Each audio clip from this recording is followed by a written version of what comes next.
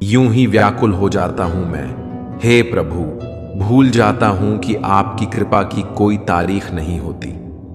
छोटे छोटे दुखों से घबरा जाता हूं मैं, जैसे आपने मुझे अब तक संभाला ही नहीं हो। हर बार सवाल कर बैठता हूं आपके मौन से, जैसे मुझे आपकी करुणा का कोई एहसास ही नहीं हो।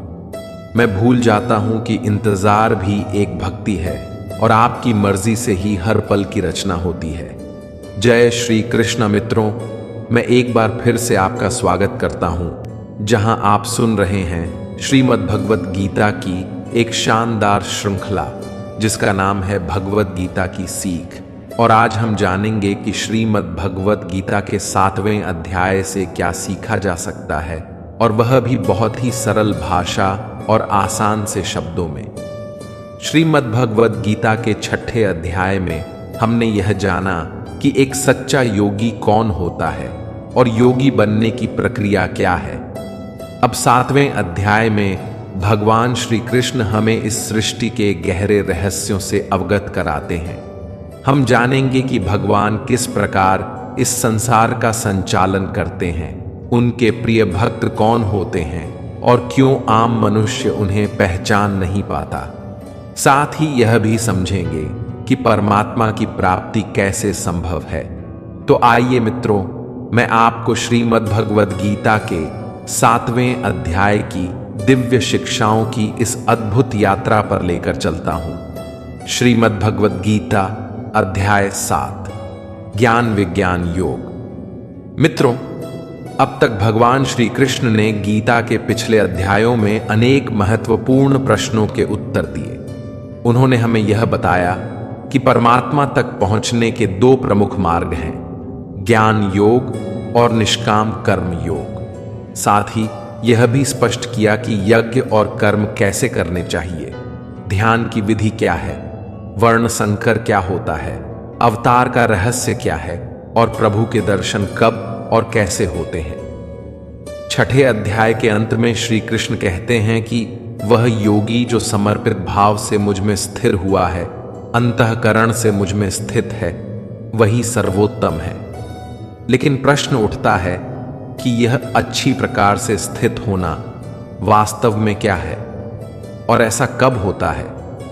यही प्रश्न 7वें अध्याय की शुरुआत का आधार बनते हैं। इस अध्याय में श्री कृष्ण केवल ज्ञान की बात नहीं करते, बल्कि विज्ञान की भी चर्चा करते हैं। ज्ञान वह है जो मोक्ष की प्राप्ति के माध्यम से समझ आता है, लेकिन विज्ञान वह है जो यह दर्शाता है कि भगवान किस प्रकार सभी प्राणियों के हृदय में एक साथ निवास करते हैं और एक ही समय में हर जीव में कार्यरत रहते हैं।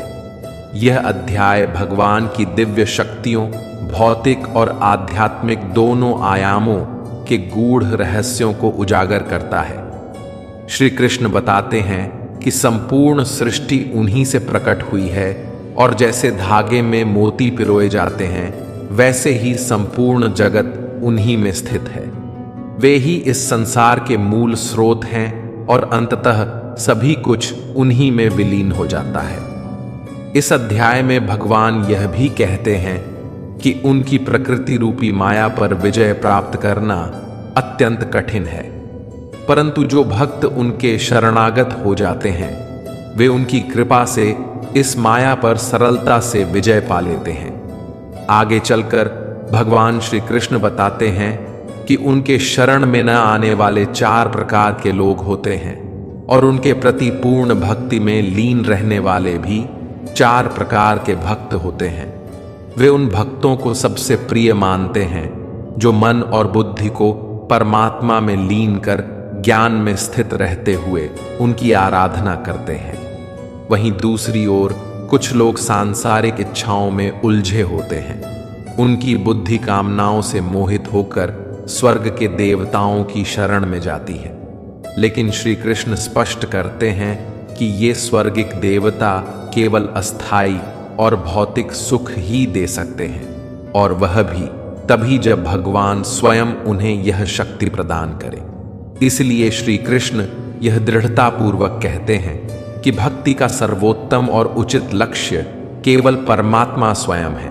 वे ही परम सत्य हैं, वही अंतिम गंतव्य है।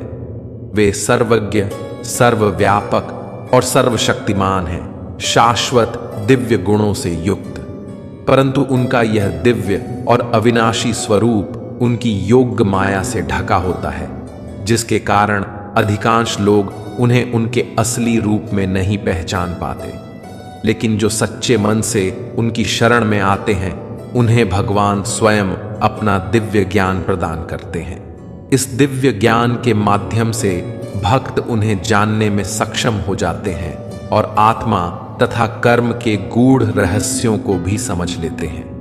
भगवान श्री कृष्ण 7वें अध्याय के प्रथम श्लोक में कहते हैं, मय्या सक्तमना पार्थ योगम युञ्जन्मदाश्रय ये असंशयम समग्रम मां यथा ध्यास्यसि तच्छृणु एम।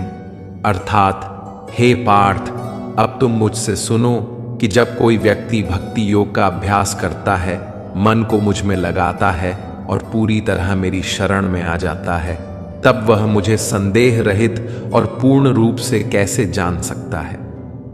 इसके बाद श्री कृष्ण कहते हैं, अब मैं तुम्हें वह संपूर्ण ज्ञान और विज्ञान बताने जा रहा हूं, जिसे जान लेने के बाद इस संसार में जानने के लिए और कुछ बाकी नहीं रह जाएगा। लेकिन हे अर्जुन, हजारों मनुष्यों में से कोई एक मुझ तक पहुंचने का प्रयास करता है, और उन प्रयास करने वालों में से भी कोई बिरला ही वास्तव में मुझे जान पाता है, मुझ में पूर्ण समर्पण और प्रेम करता है। फिर भगवान प्रकृति के तत्वों की बात करते हुए बताते हैं, यह जो पृथ्वी, जल, अग्नि, वायु, आकाश, मन, बुद्धि और अहंकार हैं, ये मेरी अपरा शक्ति के 8 घटक हैं, जो जड़ प्रकृति कहलाती है। परंतु हे महाबाहु अर्जुन, इसके अतिरिक्त भी मेरी पराशक्ति है, चेतन शक्ति, जो संपूर्ण सृष्टि को धारण करती है, और वह है जीवात्मा। यही जीव शक्ति इस संसार के समस्त प्राणियों की जीवन ऊर्जा है। यह प्रकृति अनादि है और सनातन रूप से चलती आ रही है। तुम यह जान लो कि इस जगत के समस्त प्राणी मेरी इन्हीं 2 शक्तियों, जड़ और चेतन, के संयोग से उत्पन्न होते हैं। मैं ही इस समस्त सृष्टि का मूल कारण हूं, और अंततः यह सब मुझ में ही विलीन हो जाता है। भगवान श्री कृष्ण अर्जुन से कहते हैं, हे अर्जुन, इस समस्त ब्रह्मांड में मुझसे श्रेष्ठ कुछ भी नहीं है। सारा संसार मुझ पर उसी प्रकार निर्भर है जैसे धागे में मोती पिरोए होते हैं। फिर भगवान अपने व्यापक स्वरूप को समझाते हुए कहते हैं, हे कुंती पुत्र, मैं ही जल का स्वाद हूं, सूर्य और चंद्रमा का प्रकाश हूं। मैं ही वेदों में पवित्र ओंकार हूं। मैं आकाश में गूंजती ध्वनि और समस्त प्राणियों में विद्यमान सामर्थ्य हूं। वे आगे कहते हैं, मैं पृथ्वी की शुद्ध सुगंध हूं, अग्नि का तेज हूं, सभी प्राणियों में जीवन शक्ति हूं और तपस्वियों का तप हूं। हे अर्जुन, समझो कि मैं ही सभी प्राणियों का मूल बीज हूं। बुद्धिमानों की बुद्धि और शक्तिशालियों का तेज भी मैं ही हूं। इसके बाद भगवान प्रकृति के त्रिगुणात्मक स्वरूप का वर्णन करते हैं। यह प्रकृति 3 गुणों से युक्त है, सतोगुण, रजोगुण और तमोगुण। ये सभी मेरी शक्ति से उत्पन्न होते हैं। यह संपूर्ण सृष्टि इन्हीं गुणों से मोहित हो रही है, लेकिन मैं इन गुणों से परे हूं। इसलिए लोग मेरी सच्ची पहचान नहीं कर पाते। श्री कृष्ण बताते हैं कि यह दिव्य शक्ति माया अत्यंत बलवान है और इसे पार कर पाना कठिन है। लेकिन जो मेरे सच्चे शरणागत होते हैं, वे मेरी कृपा से इसे सहजता से पार कर लेते हैं। भगवान यह भी स्पष्ट करते हैं कि 4 प्रकार के लोग मेरी शरण में नहीं आते। वे जो ज्ञान से वंचित हैं, वे जो अपनी हीन प्रवृत्तियों में लिप्त रहते हैं, वे जो आलस्य और भ्रम के कारण सत्य को स्वीकार नहीं करते, और वे जो आसुरी स्वभाव वाले हैं। ये लोग माया के जाल में फंसे रहते हैं और ईश्वर को समझ नहीं पाते। हे भरत श्रेष्ठ अर्जुन, 4 प्रकार के पवित्र लोग मेरी भक्ति में लीन रहते हैं। कोई दुख और संकट में मुझे याद करने वाला, कोई ज्ञान की जिज्ञासा रखने वाला अर्थात मुझे जानने की इच्छा रखने वाला जिज्ञासु, कोई संसार के स्वामित्व की अभिलाषा रखने वाला, और कोई जो पहले से ही मुझे जानने वाला परम ज्ञान में स्थित ज्ञानी।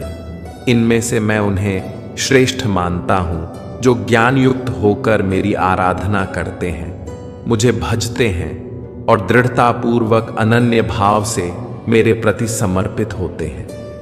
मैं उन्हें बहुत प्रिय हूँ और वे मुझे अत्यंत प्रिय हैं। यह चारों ही प्रकार के भक्त दयावान होते हैं, लेकिन ज्ञानी पुरुष तो मानो जैसे मेरा ही रूप हो। और ज्ञानियों में भी वह व्यक्ति जो मुझे बहुत सारे जन्मों से मानता आया है, वह मृत्यु के पश्चात मुझ में ही समा जाता है। मित्रों, मुक्ति और भोग दोनों ही भगवान से मिलते हैं, तो फिर सभी को एकमात्र परमात्मा का भजन करना चाहिए, ध्यान करना चाहिए। फिर भी लोग इधर उधर क्यों भटकते हैं? इस प्रश्न को 7वें अध्याय में भगवान श्री कृष्ण स्पष्ट करते हैं। वे कहते हैं, आप जहां जहां जा रहे हैं वहां मैं तो हूं, लेकिन वह तरीका, वह विधि सही नहीं है। भगवान बताते हैं कि कामनाओं ने यानी इच्छाओं ने जिनके मन को हर लिया है, वे मुझसे भिन्न अन्य देवताओं की शरण में चले जाते हैं। जो भक्त अपनी किसी इच्छा पूर्ति के लिए जिस जिस देवता के स्वरूप को जिस श्रद्धा के साथ पूजना चाहता है, मैं उसी देवता के प्रति उसकी श्रद्धा को स्थिर कर देता हूं और वह भक्त उन्हीं देवताओं को प्राप्त हो जाते हैं। लेकिन यह फल ज्यादा समय तक नहीं चलता। और यदि कोई भक्त किसी भी प्रकार से मेरी ही पूजा करता है, तो उसे मैं अपना ही बना लेता हूं। जो मूर्ख मुझे जन्म लेने और मरने वाला मानते हैं, वे मुझे प्राप्त नहीं कर पाते। मैं भूतकाल, वर्तमान और भविष्य तीनों कालों को जानता हूं, जबकि श्रद्धा रहित लोग मुझे नहीं जान पाते। आखिर कोई भगवान को क्यों नहीं जान पाता है? इस पर श्री कृष्ण कहते हैं, हे अर्जुन, हे भरतवंशी, इच्छा और द्वेष के वशीभूत होकर संसार के जितने भी मनुष्य और प्राणी हैं, नर नारी, सभी मोह को प्राप्त हो जाते हैं, इसलिए वे मुझे जान नहीं पाते। इस पर भगवान श्री कृष्ण कहते हैं कि बस जो पुण्य कर्म करते हैं, जिसे आराधना कहते हैं, तप कहते हैं, योग कहते हैं, ध्यान कहते हैं, अभ्यास कहते हैं, चिंतन कहते हैं, जो ऐसा करते हैं, जिन भक्तों ने अपने पापों को नष्ट कर दिया है, वे इन सभी मोह माया से मुक्त होकर अंत में दृढ़ रहकर उसी मार्ग पर टिके रहते हैं और मुझे भजते हैं। वे मेरी शरण में आकर उस चक्र से, जिसे जन्म और मृत्यु का चक्र कहा जाता है, मुक्ति पाने का प्रयास करते हैं। जो भक्त इस सांसारिक मोह और माया को छोड़कर श्रेष्ठ कर्मों का आचरण करते हुए मेरी भक्ति करते हैं, वे इस मृत्यु के बंधन से मुक्त होकर अंततः मुझ में ही समा जाते हैं। मित्रों, आज के समय के अनुसार श्रीमद् भगवद गीता के 7वें अध्याय का सार इस प्रकार समझा जा सकता है। जब हम अपने जीवन में कोई लक्ष्य तय करते हैं, तो समय के साथ हम अक्सर उस लक्ष्य को भूलने लगते हैं। इसका कारण है जीवन में आने वाले अनगिनत भटकाव। जैसा कि भगवान श्री कृष्ण ने कहा, माया के जाल में फंसा हुआ व्यक्ति भगवान को भी भुला देता है। उसी प्रकार कई बार बहुत परिश्रम करने वाला व्यक्ति भी अपने मार्ग से भटक जाता है और सोचने लगता है कि लक्ष्य वगैरह सब निरर्थक है। अभी तो जीवन का आनंद लो, कल क्या होगा कौन जानता है।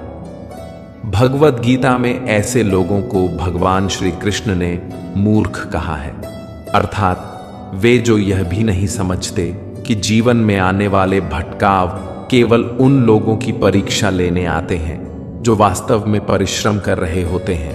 कोई व्यक्ति इन भटकावों में उलझ जाता है तो कोई उन्हें पार कर सफलता प्राप्त कर लेता है, और जो निरंतर बिना रुके बिना डिगे अपने लक्ष्य की ओर अग्रसर रहता है, वही व्यक्ति जीवन में सच्ची सफलता का अधिकारी बनता है। मित्रों, आशा है कि आपको श्रीमद् भगवद गीता के 7वें अध्याय की यह सरल और सारगर्भित व्याख्या अवश्य पसंद आई होगी। आपने इस अध्याय से क्या सीखा? कृपया हमें कमेंट के माध्यम से जरूर बताएं। यदि इस व्याख्या में मुझसे कोई त्रुटि रह गई हो तो मैं हृदय से क्षमा प्रार्थी हूं। जल्द ही हम श्रीमद् भगवद गीता के 8वें अध्याय की एक और सरल और सुंदर व्याख्या के साथ फिर मिलेंगे। तब तक अपना ध्यान रखें, स्वस्थ रहें, प्रसन्न रहें। जय श्री राधे कृष्ण। राधे राधे।